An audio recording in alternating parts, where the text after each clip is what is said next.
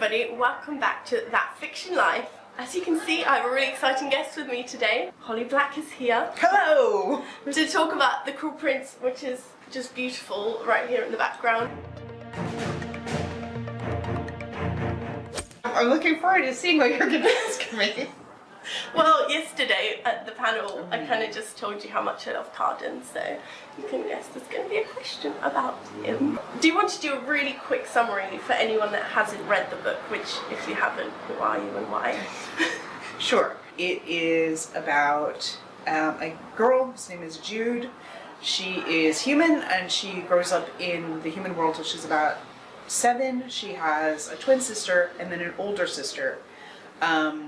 And she is, at that point, taken to Fairy by a guy who is her elder sister's father, who came looking for her. She's his heir, and he murders both their parents, and then is about to take his heir back to Fairy when he realizes he probably should do something about the 2 human girls that he has just, left in this circumstance, and so he takes them too. And so Jude grows up in Fairyland, and as she is getting older, she realizes she wants to stay. This is the life she knows, and she wants to find a place for herself in the High Court, and is thwarted by the youngest and worst prince, Prince Harden, who you love so much. The nature of fairies is that they're sort of a little bit manipulative, and the way they speak, they can't tell lies, but of course they have to be really clever about it. So when creating their dialogue, did you have to craft that in a particular way? How was it writing the fairy dialogue compared to humans speaking? The most difficult thing isn't when they're deliberately trying to deceive. It's actually remembering that they can never say things like, "Oh, I'm fine." They can never tell the polite lies. They have to do other things in place of them, and that's the piece of dialect writing that I actually find both the most difficult and also the thing that I need to go back over. Do you have any favourite type of scene to write? So is it dialogue, descriptions, action scenes? I think the thing I like best is writing a scene in which there's a big reveal, like a big change or a big twist. That is such a joyous scene to write. The moment when everyone is thrown into confusion and surprise, and the characters have to reevaluate everything. The other thing I really like is I really like when a character comes up on a truly terrible decision and then makes it. I think of it as sort of the ecstatic fall, where you are giving up on a lot of things to, often in revenge stories you'll see that, right? A character will start looking for revenge, and over the course of the story, they will get all of the things that they lost that made them want to seek out revenge, and they have to then choose between all of the stuff that they got and revenge. And when they choose revenge, it's so terrible, but so satisfying. And I really like that moment of them making the decision that you're like, but surely they wouldn't. Oh, they did. It's Holly Black, they did. So last night you touched a little bit on plot twists actually, and how you want to do a plot twist and then do a plot twist straight after to throw people off. Do any of your plot twists ever shock you when you're writing and you think, oh, I shouldn't, but then you do it? Sadly, yes. It would be great if I knew everything in advance, but sometimes I figure out some of a book and I think I know what's happening, and then I realize that there's something there. I'm not almost, it feels like. And it's very frustrating to me because this is not the kind of writer I want to be. I want to be a writer who knows everything in advance, but a lot of times I am the person who only knows that there's a big thing coming.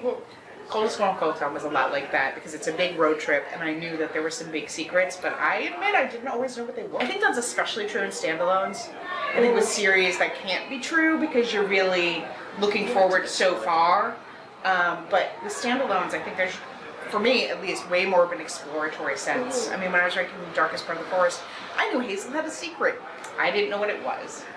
It was immensely frustrating, but also it's incredibly weird to now look at that book and think, how could I not have known when her secret is the entire story? So I've read the sampler for The Wicked King, and there's already tension. Are Harden and Jude ever going to get along?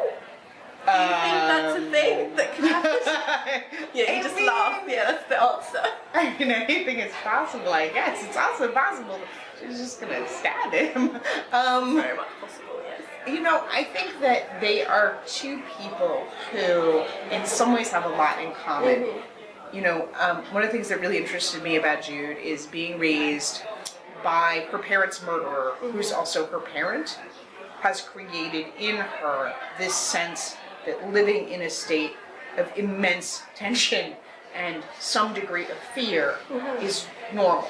Yes. And because of that, she's able to navigate in like really, really high stress situations well. Like they feel more normal to her than more healthy situations. And, you know, Harden is someone who has also, he has, you know, not had a place of safety in his life, really. And they, I think, see each other as being in this privileged position and being in a place of safety when neither of them have that. And I think that's led to both having a lot of conflict and working well together when they have to. But I don't think that two people can live in this state of high tension healthily forever. Actually, when you said how she was brought up, how Jude was brought up with a father like him, that's what I appreciated the most about the book, actually, because it clicked with me at some point that her morals are completely different to everyone else, and you might judge her actions, you know, when she goes on a little killing spree, some tell through the books, and then you realise, but look at who's brought her up, look at who she's surrounded by. Right, I mean, in some ways she is absolutely, like, she is very much Maddox's daughter, and he is a military strategist, he is a murderer, and, you know, he has brought her up to be good at killing and navigating political situations, and you know that is her. That's right. That is the thing he's brought her up to be good at, and whether that and it's true that she has not had morals to balance that against. So I just want to ask quickly something to not have to do with the Cruel Prince. Do you think we could ever get a Coldest Girl in Coldtown sequel? Because as it sort of ended on a cliffhanger, a lot of people are in turmoil thinking about it. I mean, okay, so I actually did plan a sequel at some point. Initially I thought, no, this is a standalone, this is how it ends. And then after some time I thought about the characters and I did think about some things that might happen after. And so it is a question of whether my editor wants me to do that next and where it would fit in my schedule, but I would really love to do it at some point in some form. That's what I like to hear, because we all want that to happen. You've written quite a lot of different types of fiction. So you've had graphic novels, standalones, trilogies. How do you approach those when writing? Is the writing process really different for you when doing different projects like that?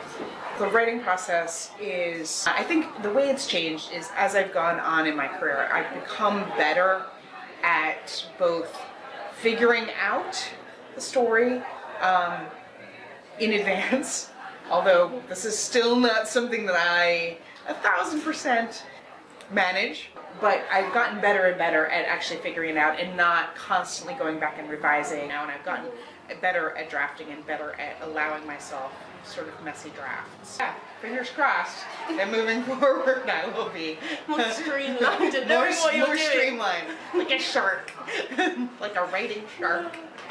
That's the thing now. As a final question, do you have any hints for us what we can expect in The Wicked King? Is there a lot of death and betrayals and stuff? I mean, a little bit. A lot of merfolk. A lot of the undersea. We get to see more of the undersea. We get to see more about where Nicosia comes from, and a lot more politicking. Oh, there's a wedding. There's a wedding. Do you want to call an ambulance for me? Alright, thank you for watching, everyone. Thank you, Holly, again. Don't forget to give this video a thumbs up and of course subscribe to my channel if you haven't already, and we will see you next time. Bye!